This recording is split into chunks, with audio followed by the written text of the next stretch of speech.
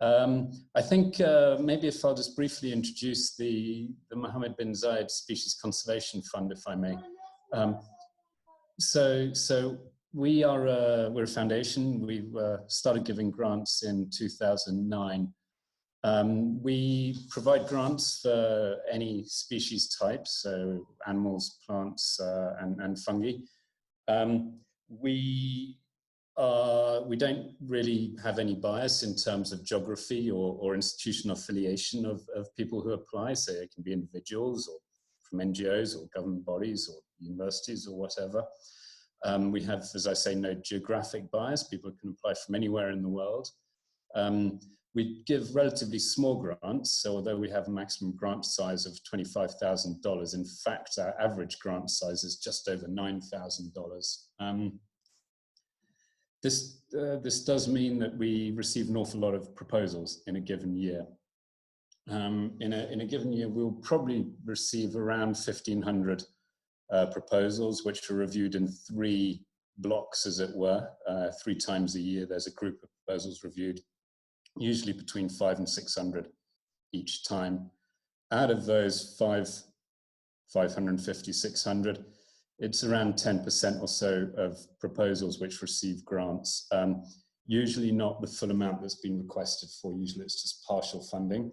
We have a cap in each round of $500,000, $1.5 million per year that we currently can't exceed.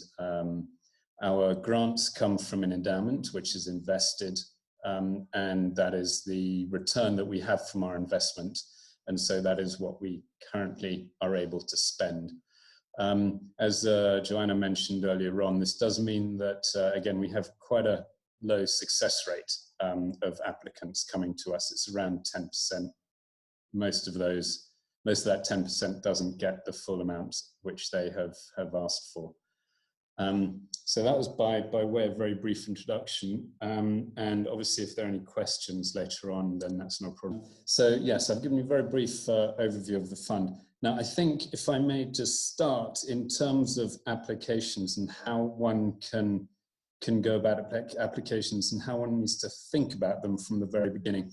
I think Joanna has covered an awful lot of ground, and if I may, I'll just come at it really from the perspective of the MBZ Species Conservation Fund, and then a bit more broadly beyond that as well, if that's okay. So as far as the fund is concerned, it's in our name. Species is what we care about. It's what we focus on. For us, the conservation of individual species or closely related groups of species is important. By closely related groups of species, what I mean is, excuse me, my kids have just come in.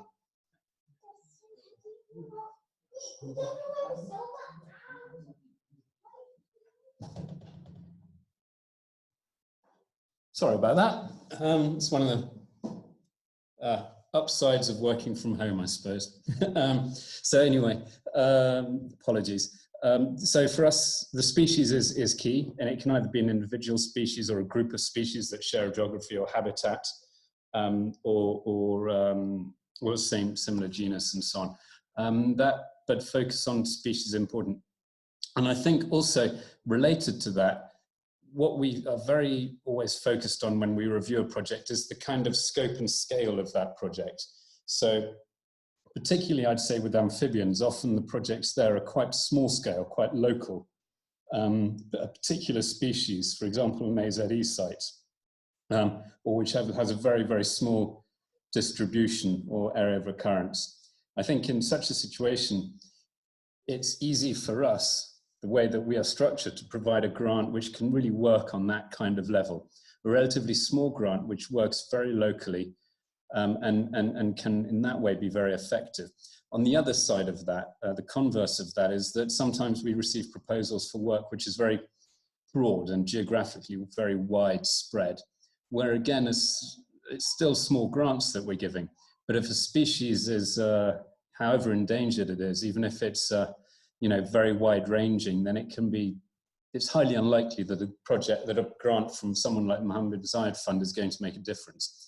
I'll come with an example there. Would be something like, say, hammerhead sharks, which are highly threatened, but move across huge areas of ocean and where a $5 or $10 or even $25,000 grant can make a difference, but probably not that big a difference overall, and where the money, that kind of money, is probably better spent on a more targeted, more focused project. And this also relates to the third point I have here, which in a way I'm also not so much thinking of amphibian projects here, but I think is an important point to make nonetheless, is that global projects tend to be more expensive. They need more money. There's more travel involved. You're going to get smaller impact on the status or conservation of that species for the money that you've spent. You're going to get less impact. And overall, the project will be far more expensive. It is also then far harder to actually measure concrete results. If I go back to the contrasting examples between amphibian, which is a point endemic on a mountaintop, for example, versus a hammerhead shark, which travels hundreds and thousands of kilometers, it's far, far easier to present results and success for a smaller local project. So if I may also just now talk a little bit more generally and to some degree pick up on what Joanna had mentioned. She's mentioned a lot of these things before already in her presentation.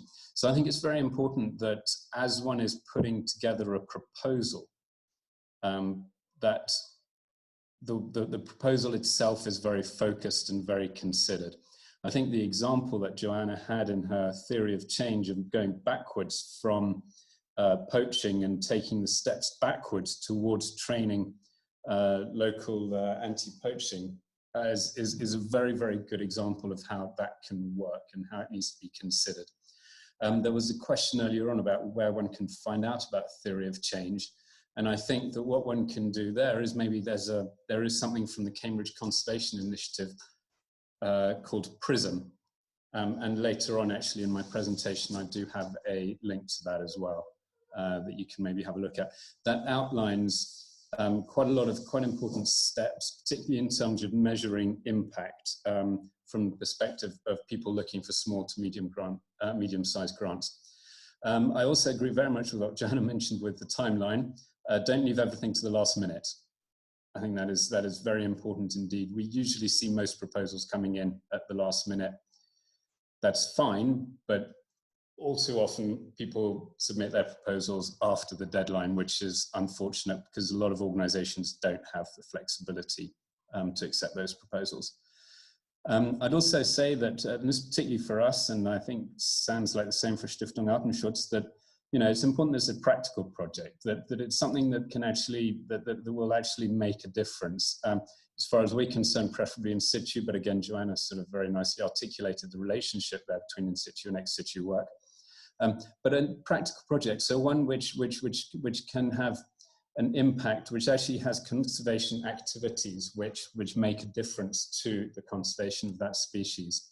And I think this can sometimes be very hard to measure, if at all possible. I think things such as conservation education and outreach and so on can be very useful indeed, but they're difficult to actually put numbers on in terms of numbers of impact on the species.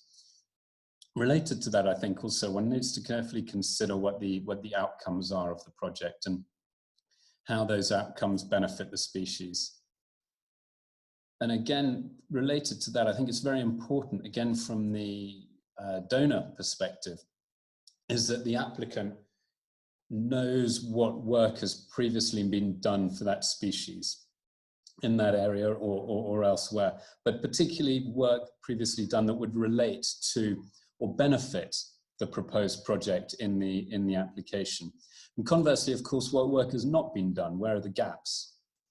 What work needs to be done for that species? Maybe there's an area of its expected range or anticipated range that hasn't been surveyed for 20 years.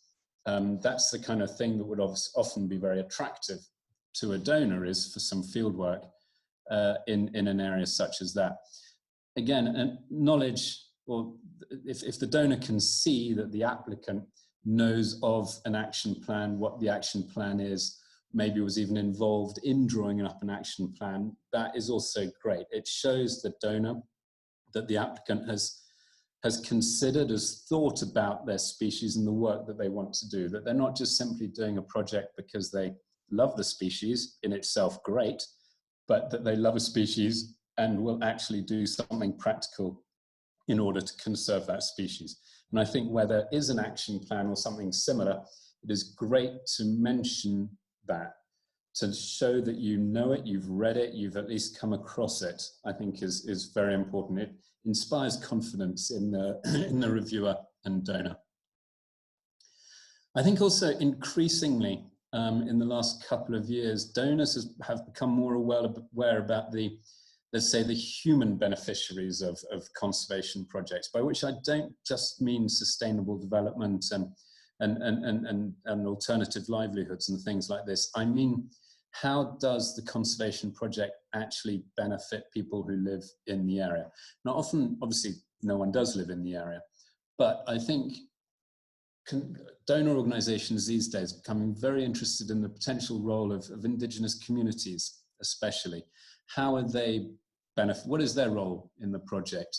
Are they participating? Do they benefit? Is there some capacity building going on, particularly as relates to conservation work or monitoring and things like this? How is the indigenous community or other local communities involved in the project? Often it helps, and I've been receiving this more and more recently, where grant applicants will send me an attachment by email, not as part of the main application, a letter signed by the head of the local indigenous community to say, yes, we are in favor of this project, we think this is good, we want to be part of it, we want to join in, please give the grant. That is really important. In a similar level, and I think related again to what Johanna was saying earlier on, it's local people in the sense of people from the same country. And I've put here the example of students because I think that is very important, to develop local capacity within country for species conservation work is also something that donors are increasingly on the lookout for, especially now, as Johanna mentioned, in the last few months since COVID-19. It's great for the donor if they feel that the project they're supporting helps local students, be they school students or masters, undergraduate or master's students, if it can be seen to help people like that along the way to develop their conservation careers, to help them be in conservation in the future. I think that is something that gets a lot of ticks. Joanna also mentioned costs, and so I made a note of this. I think what donors really like are budgets which are realistic. Some projects are more expensive than others, it's a fact. In many places, their travel can be very expensive, or one has to hire armed guards, or you need other type of guides, or for whatever reasons, fuel costs are very high. And so often, yes, some projects will be very expensive, but I think as long as those costs are realistic, I think the donor is happy to support that work. We do sometimes receive applications from people who try to do a project on the cheap, and it shows because the costs are very unrealistic. And one, as a reviewer, you can see that there is no way that they would ever manage to actually conduct or certainly complete the project on the amount of money that is proposed. So moving on slightly, if I may, so reviewers. So from the perspective of reviewers, and here I'm looking at things a bit more generally beyond just the Mohamed bin Zayed Species Conservation Fund. Obviously, I'm coming at it from a perspective of the MBZ Fund. So really the donor wants to give money. I mean, that's what they're trying to do. They're trying to give money to species conservation to support the best possible projects and best possible work within their mandate, what they can cover. And the reviewers will reflect that. They want to provide, they want to support projects, they want to give the money, but they still need convincing. And I think part of the problem is that there are an awful lot of applications. I mentioned earlier on the failure rate, or rather the success rate with us is about 10%. There are an awful lot of proposals there for projects which are very good and very much worthy of support. but which can't receive the grant. We don't have the money. We just don't have enough to support every good project. We could easily support twice as many projects as we're currently giving support to, but we can't. So, and this I think is no doubt reflected with most other donor organizations. So ultimately, it gets to the point where applications actually compete with each other. No one's competing with the reviewers. They want to give money. They want to pick the best applications. And to be honest, they usually even want to pick the mediocre, the middle ranking applications if they have potential, seem quite good. Ultimately, the applications have to compete with each other. And so there are some, I think, important considerations to bear in mind, some of which are more obvious and some possibly less so. But if I may, I'll go through them. I think it's very important to understand, first of all, the donor organization. What kind of projects are they interested in? Do they support projects in your country with your species? Do they support in situ, or do they only support, for example, captive breeding? I think sort of fairly basic things like that are very important. There are then also more nuanced and detailed issues relating to every donor organization, which maybe relate to the philosophy of the organization or even of the foundation, maybe even the philosophy of the person who set up the foundation, which I think can often provide good guidance and good tips. But most importantly, I think one has to read the criteria and also the frequently asked questions, because they're there to help. They're there for a purpose. They're there as a guide, and they have to be read and gone through, and I think understood. As I say, the donors put them there for a reason. They put them there so that they can be of help and support to applicants. Because again, as Joanna said, no one really wants to go through the process of writing and submitting an application for absolutely no reason. It's a waste of everyone's time. Donors do they want to help out. I think then in terms of writing the actual application, I think it's very important that it is written clearly and concisely. And I think this is probably a larger point than maybe is immediately apparent. Again, if you put yourself in the position of the reviewers, every round of applications we do, I have up to 600 proposals to read. And I have a couple of weeks in which to do it. I then pass it on to the expert reviewers who give it a far more in-depth review than I do, but not all of them. So they're all experts in their field. So all of the amphibian proposals we receive are in fact read and reviewed by an amphibian expert. But even he has a lot to read. He has a lot of material to get through in a relatively short time. And so I think it's important that an application, the actual text in an application, is written in a way to make his life easy. By which I don't mean to dumb it down. I don't mean to oversimplify. I just mean to be concise and clear, I think is very, very important. If a reviewer can see very quickly, this is the problem, this is the threat, this is how we plan to solve it, this is what we plan for the end result, the outcome to be, and it makes sense and it's very easy and quick to understand, then immediately receives a lot of ticks, a lot of bonus points. I think in the context of that particular point, imagine that you're the reviewer and you're reviewing your application along with 50 others. Can the reviewer understand your point quickly and correctly? I think also honesty is very important. In order to sort of build a rapport, as it were, with the reviewer, there's very little chance or time to do that. And I think honesty is hugely important. The number of proposals I receive where the IUCN red listing of the species is completely incorrect, where the person has written something down as being critically endangered when it really isn't. And it seems to be simply to gather attention on the assumption that no one's going to check. That's immediately a huge negative point. I mean, there are many other ways in which one can show honesty, but I think that is hugely important, is to be honest and to make the case for why you want to conserve that species in as direct and clear and honest a way as possible. Okay.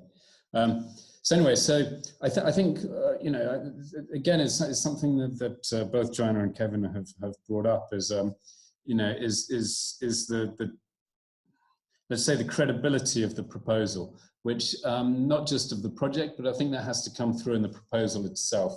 I think it's important that you know, before submitting something, maybe run it past friends or colleagues or other people you trust, just you know, who can maybe objectively either read it, or you can tell them about it, and does it kind of make sense to them? Would they, who are not involved in the proposed project, be able to fully and quickly and comprehensively understand what it is you want to do and why? I think that can sometimes be quite a good test. But I think very important to bear in mind is that the people that you are, as it were, writing the proposal for, who will be reviewing the proposal, are experts in this field as well. They know what they're talking about, and so I think it's you know, at the same time, it's important to explain everything relevant to a project so that it's clear what needs to be done. I think also bear in mind that you're talking to experts, and that you don't maybe need to sort of use up what precious word numbers you have in an application by explaining the basics. I think it's important to get to the meat of the issue quite quickly. Ellen just mentioned reporting. This is very important indeed. We also ask for reports every 6 months and 12 months, just like the Amphibian Art Programme that Kevin was talking about. When the competition is very tough, when it's difficult to receive a grant, then again, someone who is reapplying for a grant, or applying to a grant extension, or to build on the project that had been done before, if there's been no reporting, well, that person is not going to get another grant. It can be a very simple and very basic calculation, to be honest, from the reviewers. But I think it's also good, if you hope to receive another grant and plan to receive another grant from that donor organization, then already think about it in the reporting. Again, be clear and concise in the reporting of how did the grant help and what was done with the grant money to support the conservation of that particular species. Because I think, again, if a reviewer sees an application from someone who's already received a grant and wants to continue that work, the first thing they will do is to go to the reporting from the previous grant. And if it's unclear, imprecise, not really sure how the money helped, you know, make the situation any better for the species, then again, that's going to be a minus mark from the perspective of that reviewer. I think also funders do like recognition. They're a little bit selfish that way. It kind of gives them a nice warm fuzzy feeling, makes them feel good, and can have a genuine important impact, in the sense that funders like to use good news stories or stories about the impact that their grants have had to raise further money for species conservation. Most donors fundraise from elsewhere, and in a way are just a kind of conduit between the very large donors and these small grants projects. And so I think if donor organizations, small grants donor organizations, for example, have some examples where a project or a grant has had a really great impact and that donor has received the recognition, then that really helps. I appreciate that this can often be very difficult to do, particularly where several grants have come together to support a particular program or initiative. And the donors do realize that as well. They do understand that too, but it does nonetheless always make them feel good when at least their logo is there, even if it's amongst a whole load of others. And I will come on to that actually in a moment as well, the kind of co-funding and issues such as that. I think what donors like to feel, the grant that they're giving is going to really make a difference. I've kind of touched on that already a few times. Donors like to be able to say, with this money, this is what happened. A very sort of causal kind of process. But on the other hand, and this is where donors can be difficult, is that they'd also like to feel that they're participating in something bigger.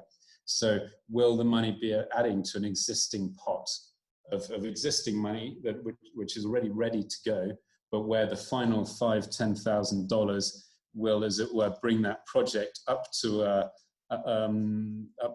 given mark, which means that it can then go ahead. So, as it were, give it that final momentum. Would an additional grant, such as from the person the donor you're applying to, expand the scope of an existing project? For example, might it allow an additional month of survey work or something like this? Or on the other hand, conversely, would the $5,000 or $10,000 be swallowed up in other funding for the project? So if the overall project or initiative is, say, $100,000, then a donor is going to think, well, what is our $5,000 going to do here? Is it really going to make a difference? Maybe we should spend it on a different discrete project where that $5,000 will actually make a difference. But often donors like to be the first one in, even if it is to a larger project. So they can, again, it feels good to have the initiative, to take the initiative and to be able to claim the status of the first donor, as it were, in order to really help something larger get going. That is also quite attractive for donors. But then, of course, there is a risk of, well, what happens if no other donors do jump on board to a larger initiative? Would this project still be able to go ahead and still make a difference, even if no one else adds money on top? There is also, obviously, the concern about overheads and things like this. And I think this varies a little from donor to donor, particularly as regards an existing project. I think no donor wants to find themselves adding money to an existing project if that money is only to support increased overheads or admin fees. I think donors would be happier to support an existing project if it means, for example, an expansion of the scope of the project, as I mentioned further up, or if it means that there can be a real breakthrough in terms of the conservation of that particular species as a result. I'm coming slightly to the end of my presentation here, but I thought I would come up with a couple of other websites which can be quite handy. By no means an exhaustive list, they're just ones that I know. So the first one is from a program many of you guys have probably heard of called the Conservation Leadership Program, which has existed since the mid-80s, if I'm not entirely mistaken. So they've put together quite a handy manual for fundraising. It's available in English and Spanish. I've only got the English link here. It's a tiny bit out of date. So I suppose it was published in 2014, which isn't too bad. But I think could possibly be useful. Also, another initiative which I am starting to become very keen on, actually, is something out of Cambridge University in the UK called Conservation Evidence. So this has been around for a few years now, and the idea is that this helps particularly grant applicants or people who are designing projects to look at what conservation activities have been implemented elsewhere in the past and what has worked and what hasn't. So, for example, if your project involves eradicating rats from a small island in a tropical environment, then maybe whatever plan you have or whatever intention you have may have been done before unsuccessfully somewhere. And so it might be an idea to try something else. Or it may have been incredibly successful, that particular methodology that you have in mind.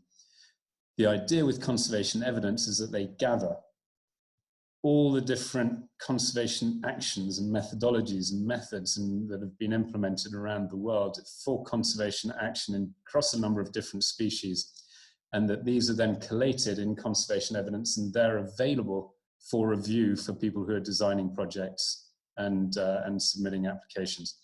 Now, it's not yet complete.